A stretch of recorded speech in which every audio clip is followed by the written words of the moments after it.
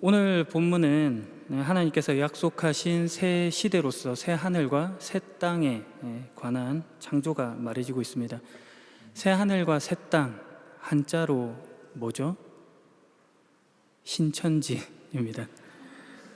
다른 생각이 먼저 드는 그 안타까움이 우리 가운데 있긴 하지만 하나님께서 약속하신 내용으로서 바로 그것입니다. 가깝게는 바벨론에 포로되었던 이스라엘 백성들이 풀려나 귀환하는 것을 상상할 수도 있고, 그리스도의 성육신 이후에 이루어질 지상교회의 아름다움을 생각해 볼 수도 있을 것입니다. 그러나 더하여서는 궁극적인 성취로서 예수 그리스도의 재림으로 맞이할 종말의 날, 영원하고 안전하게 누릴 소망으로서 새 하늘과 새 땅입니다. 우리가 쉽게 이야기로 천국이라고 해도 무방하겠습니다. 오늘 본문에 이어지는 말씀들의 설명을 보게 되면 이곳은 우는 소리와 부르짖는 소리가 없으며 헛되이 수고하는 일이 없으며 수명을 다하지 못하고 죽는 이가 없다라고 소개되어 있습니다. 이리와 양이 평화롭게 함께 먹고 사자들이 소처럼 마른 풀을 먹습니다. 뱀이 흙을 먹고 살며 아무도 해치지 않습니다. 서로 해치는 일이 없을 뿐만 아니라 상하게 하는 일도 없습니다. 모두가 하나님께서 창조하는 것 때문에 영원히 즐거워하고 기뻐할 것입니다. 옛 일이 생각나지 않을 것입니다. 하나님께서 우리에게 약속하고 예비해 주신 새하늘과 새 땅이 이렇게 묘사되어 있는 것입니다. 같은 이사야 2장 4절 말씀에는 주께서 나라들 사이를 재판하시고 많은 백성을 꾸짖으신다. 나라마다 칼을 부러뜨려서 쟁기로 만들고 창을 낫으로 만들 것이다. 다시는 나라들이 서로 칼을 들지 않으며 다시는 군사훈련도 하지 않을 것이다 라는 말로 전쟁도 없고 그리고 피 흘림도 없고 무기를 들어 상대를 해하는 일도 없을 것이다 라고 소개되어 있습니다. 비슷한 말씀이 이사야 11장 6절 이하에는 평화의 왕의 오심으로 이렇게 소개되어 있습니다. 그때에 이리와 어린 양이 평화롭게 살며 표범이 새끼 염소와 함께 누우며 송아지와 새끼 사자와 어린 황소가 함께 다니고 어린아이가 그것들을 이끌고 다닐 것이다 말합니다. 또 암소와 곰이 사이좋게 풀을 뜯을 것이며 그것들의 새끼들이 함께 누우며 사자가 소처럼 풀을 먹고 젖먹이가 독사의 구멍 앞에서 장난치고 어린아이가 살무사의 굴에 손을 넣어도 해치는 것이나 다치게 하는 것이 없는 모습이라고 소개합니다. 새하늘과 새 땅에 관한 묘사가 부정성, 그러니까 표범, 곰, 사자, 독사 이런 것들의 위협과 폭력과 대조되는 이미지로서 지금 제시되어 있는 것입니다. 성경을 통해 하나님이 우리에게 주시는 약속입니다. 그러므로 신자의 신앙생활에 있어서 천국, 하나님의 나라, 새하늘과 새 땅이라고 하는 것은 우리의 소망의 대상으로 주어져 있는 것이죠. 이 말은 예수 믿는다는 것에서 무시할 수 없고 놓칠 수 없고 그리고 중요하게 생각해야 하는 것으로 천국을 소망해야 함을 분명히 해야 하는 것입니다. 거기서 출발하고 거기서 더 깊은 이해로 나아가야 합니다. 마태복음 4장 17절에는 예수님께서 이렇게 말씀하십니다. 이때부터 예수님께서 회개하라, 하늘나라가 가까이 왔다라고 외치며 전도를 시작하셨습니다. 예수님께서 공생애를 시작하시면서 하신 첫 발언이 이것입니다. 그리스도 사역의 중심이 되는 그 내용이 바로 천국, 하나님의 나라였던 것입니다. 그래서 이어지는 말씀 마태복음 4장 23절에는 예수께서 갈릴리 모든 곳을 다니시며 유대인들의 회당 안에서 가르치시고 하늘나라에 대한 기쁜 소식을 전해주셨습니다. 그리고 사람들의 갖가지 병을 고쳐주셨습니다 라고 기록하고 있습니다. 예수님께서 하늘나라에 대한 기쁜 소식을 전하기 위해 모든 곳으로 다니시는 것입니다. 병 고치는 일이라고 하는 것이 하나님 나라의 기쁜 소식을 전하는 방편으로서 주어져 있고 그리고 하나님 나라로의 초대로 말해지고 있는 그런 부분인 것입니다. 비슷한 말씀이 마태복음 9장 35절 이하에도 등장하는데 예수님께서 모든 성읍과 마을을 두루 다니셨습니다. 예수님께서는 유대인의 회당에서 가르치기도 하셨고 하나님 나라에 대한 기쁜 소식을 전하기도 하셨습니다. 그리고 온갖 질병과 고통을 치료해 주셨습니다. 하나님 나라에 대한 기쁜 소식이라고 하는 것이 예수 그리스도의 사역의 중심된 주제, 목표로 지금 말해지고 있는 것입니다. 이것은 공생애를 시작하시는 예수님의 사역뿐만 아니라 그 결론부에서도 거듭 강조되고 있습니다. 사도행전 1장 3절을 보게 되면 예수님께서 고난 받으신 후 사도들에게 자신의 모습을 보여주셨고 여러 가지 방법으로 자기가 살아 계시다는 것을 증언하셨습니다. 예수님은 40일 동안이나 사람들에게 나타나셨으며 하나님 나라에 관해 말씀하셨습니다 라고 기록되어 있습니다. 순환을 당하시고 십자가에 죽으시고 다시 부활하셔서 승천하시기까지 남은 날 동안 예수님께서 이 하나님 나라에 대해서 계속해서 강조하며 말씀을 주고 계신 것입니다. 하나님 나라, 그것이 예수 그리스도의 주요한 관심사셨고 중요한 메시지로 우리에게 지금 안겨져 있는 것입니다. 계속해서 이렇게 말씀을 통해서 거듭하여 살펴보는 이유는 우리가 예수님을 믿는다라고 할 때 어떤 멋진 말 그리고 어떤 고매한 생각들로 포장하여서 그 하나님의 나라 천국을 소망한다는 것을 살짝 가리려고 하는 그런 생각이 있기 때문입니다. 저 역시도 그랬던 그런 고백도 있습니다. 그러나 우리가 거기서부터 일단 출발을 해야 합니다. 천국에 대한 소망, 하늘 나라에 대한 소망, 하늘 소망을 가지고 신자가 살아가야 하는 것입니다. 그 출발 속에서 더 깊은 이해로 가는 것이죠. 그 깊은 이해는 이런 것입니다. 우리가 천국에 대해서 오해하고 있는 부분을 교정하자라고 하는 것이죠. 천국 하고 하나님 나라 이렇게 말하면 나라 하니까 당연히 어떤 장소를 떠올리게 마련입니다. 그러나 성경에서 그 의미는 조금 다릅니다. 성경에서 나라라고 하는 말은 히브리어로는 말쿠트이고 헬라어로는 바실레이아라는 단어인데 이것은 어떤 영토라는 개념보다는 그런 공간적인 어떤 그런 개념보다는 주권, 통치, 치세, 다스림, 이런 왕권 이런 것들을 나타내는 보다 역동적인 개념으로 유대문학에서 사용되고 있습니다. 루이 14세가 짐은 곧 국가다라고 하는 그런 개소리를 죄송합니다. 그런 이상한 소리를 사실은 그 출처가 불분명한 말이긴 하지만 그를 대표하는 말로서 짐은 곧 국가다라는 말을 하긴 했는데 거기서 국가, 나라라고 하는 말을 쓸 때의 말이 바로 그가 가진 절대 권력, 왕권을 상징하는 것으로서 모두 그 시대 때 이해가 되던 그런 말인 겁니다. 비슷한 맥락으로 하나님께서 하나님의 나라라고 하실 때 그 의미 역시도 주님의 주권, 통치권 그런 다스림의 개념으로 하나님 나라를 이해해야 하는 것입니다. 시편 103편 19절에는 여호와께서 하늘에 왕자를 놓으시고 온 세상을 다스리십니다 라고 표현하고 있습니다.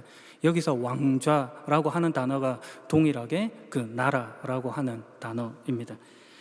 그 형식이 평형법으로 되어 있는데 왕자, 나라가 다스림이라고 하는 말과 연결되어서 시편에 소개되고 있는 것입니다. 그러니까 하나님 나라라고 하는 것을 장소적인 개념으로 이해해서는 안 된다라고 생각하시면 좋겠죠. 예수님의 말씀을 우리 그럼 다시 한번 더 기억해 봅시다. 회개하라, 하나님의 나라가 가까이 왔다. 지금 하나님의 나라가 가까이 왔다라고 하는 것이 장소적인 개념으로 지금 가까이 왔다라고 하시는 말씀이 아닌 겁니다. 하나님 예수 그리스도를 통해서 하나님의 통치 그것이 보다 선명하게 지금 이루어지고 있음을 지금 나타내 보여주는 그런 말씀이신 것이죠. 동일한 맥락에서 누가복음 19장 11절 이하에서 예수님께서 예루살렘으로 가까이 가실 때 비유로 하시는 말씀이 있습니다. 왕위를 받으러 먼 나라로 가는 그런 이야기를 해 주시는데요. 거기서 바로 또 왕위가 그 나라를 뜻하는 그런 말입니다. 당시 이스라엘 사람들이 그 비유를 들었을 때 그것이 무척이나 쉽게 분명하게 이해되었을 것입니다. 왜냐하면 그들은 지금 로마의 속국으로 있었고 그들의 땅이 없어서 나라를 잃었다고 생각하고 있지 않기 때문입니다. 어떤 권력을 가지기 위해서는 로마 황제의 결재를 받아야 한다라고 하는 그런 위치에 놓여 있었습니다. 그 속에서 지금 예수 그리스도께서 왕위를 받으러 간다, 통치권에 대한 그런 이야기를 하고 있음을 바로 이해할 수 있는 것입니다. 그러나 그들이 그 통치권으로 이루고자 했던 것에 오해가 있었으므로 예수께서 모욕을 받으시고 한 그런 부분은 있지만, 예수님의 설명 가운데서 그 통치권을 쉽게 말했다는 점에서는 정당하다고 하겠습니다. 그러므로 나라 이해에 있어서의 중요한 것은 장소가 아니라 통치의 개념이다라는 것을 분명히 할 필요가 있습니다. 그런 맥락에서 질문을 한다면, 하나님 나라, 천국은 어디까지입니까? 여러분에게 지금 또 어디까지입니까? 라고 하니 단번에 또 어떤 공간적인 개념의 그런 장소, 이런 것들이 떠오르시겠지만, 지금 그걸 벗어나야 된다라고 생각하며 지금 드리는 그런 질문입니다. 하나님의 나라는 바로 하나님의 통치권이 미치는 곳까지인 것입니다. 하나님의 명령을 받아서 모시는 그 자리까지가 천국이라는 것을 누리는 복된 길이 되는 것입니다. 이 말에 대해서는 여러분들이 설교 이후에도 조금 더 깊이 개인적인 묵상을 통해서 나아갔으면 좋겠습니다. 하나님의 나라는 하나님의 통치가 미치는 곳까지이다. 하나님의 명령을 받아 모시는 그만큼까지가 천국을 누리는 복된 길이 된다라는 그 말입니다. 우리가 자주 살폈던 마가복음 10장 15절 말씀에 이런 말씀이 있습니다. 내가 너희에게 진정으로 말한다. 어린이처럼 하나님 나라를 받아들이지 않는 사람은 결코 그곳에 들어가지 못할 것이다. 어린이가 순진무구해서 이런 소리를 하고 있다라고 하는 말이 아니라고 누차 설명을 드렸었죠. 어거스틴, 그러니까 아우구스티누스라고 불리는 그 분께서, 신학의 대가시죠, 이런 말씀을 한 적이 있습니다. 어린이가 순진해 보이는 이유는 아직 악을 행할 힘이 미약하기 때문이다. 그럼에도 불구하고 성경은 어린아이와 같아야 한다라고 말하고 있습니다. 그 의미는 어린아이가 주는 대표성이 있기 때문입니다. 어린아이는 자신의 필요를 스스로의 능력으로 채울 수 없는 존재를 표현할 때 주로 사용되는 말입니다. 그러니까 읽었던 말씀과 같이 하나님 나라를 받아들이는 것으로 지금 설명을 하고 있는 것이죠. 어린아이가 그렇게 한다는 거예요. 그럼 받아들인다는 게 뭐냐 하면, 그 원문의 표현으로 보면 시행되게 한다라는 것입니다.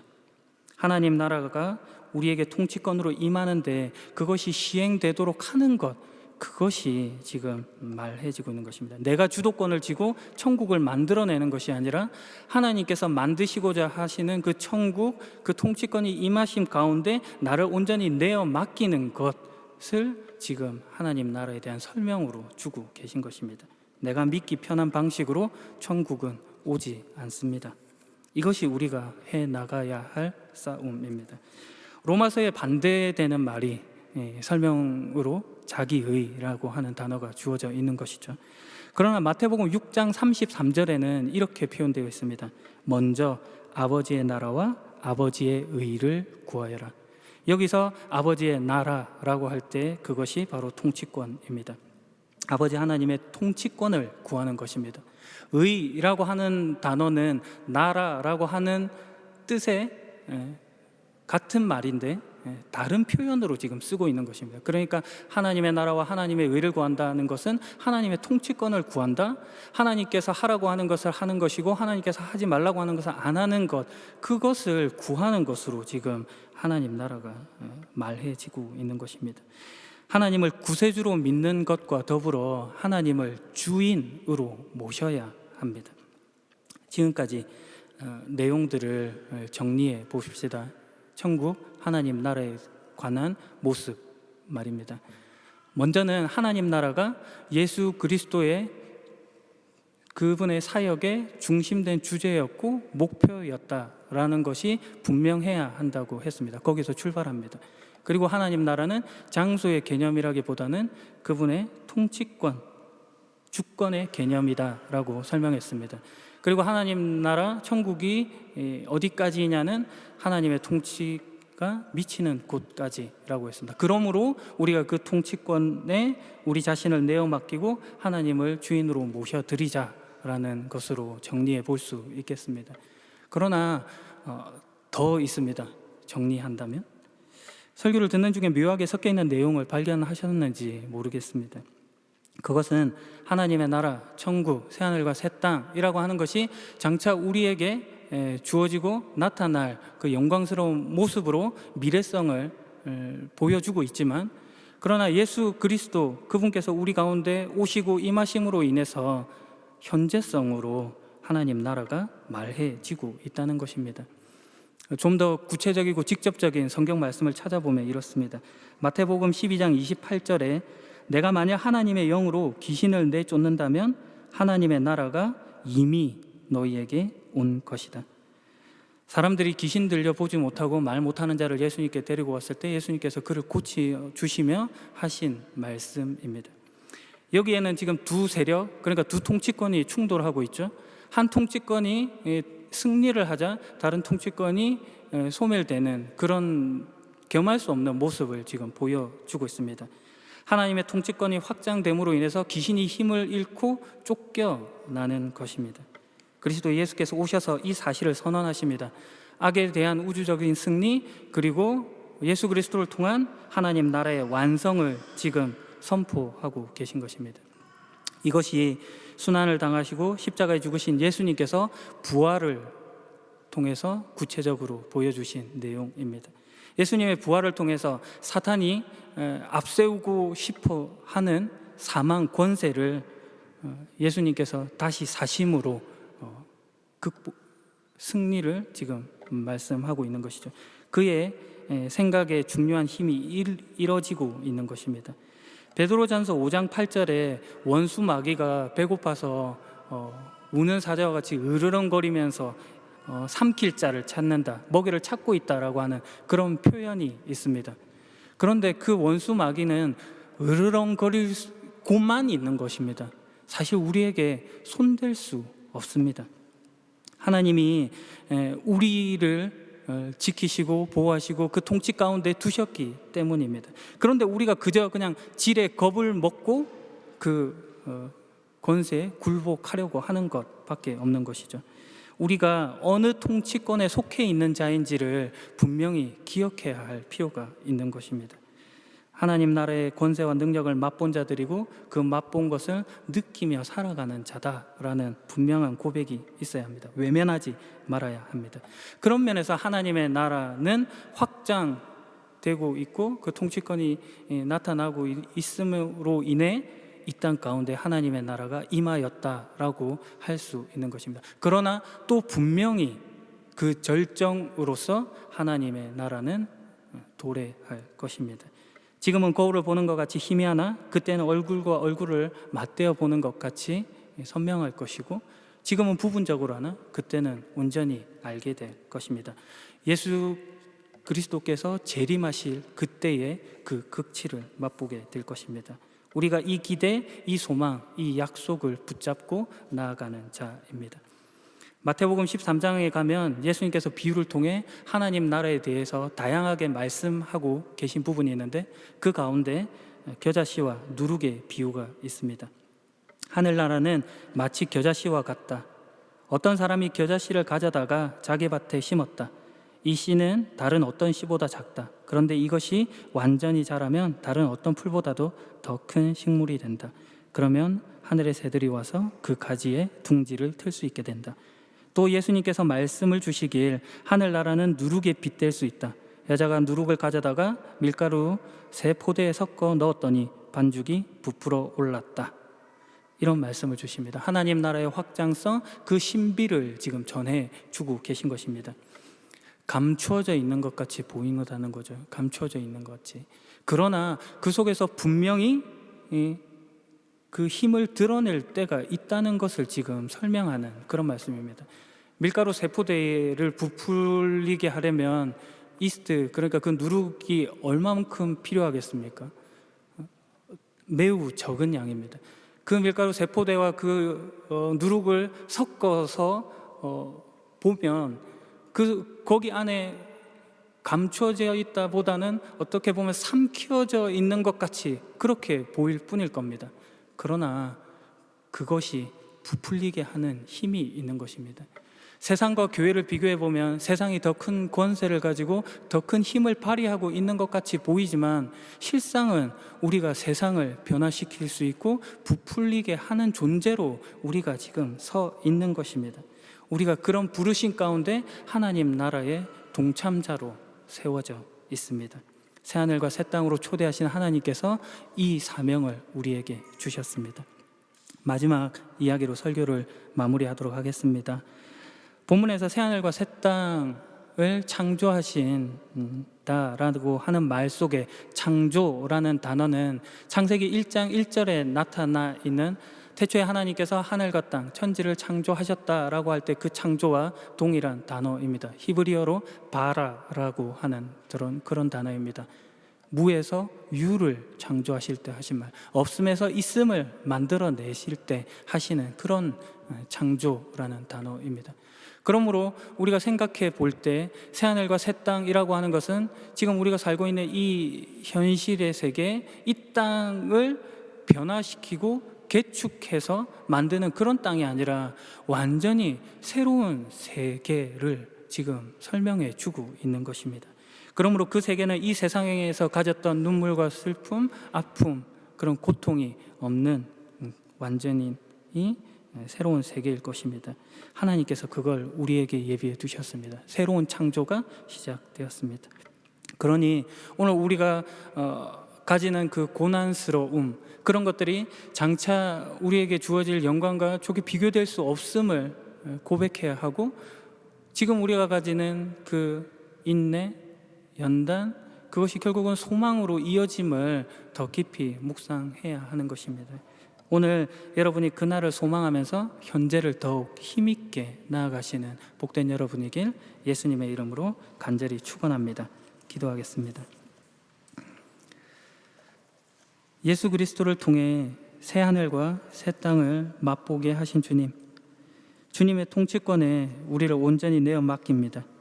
주님의 나라가 우리에게 시행되고 있습니다.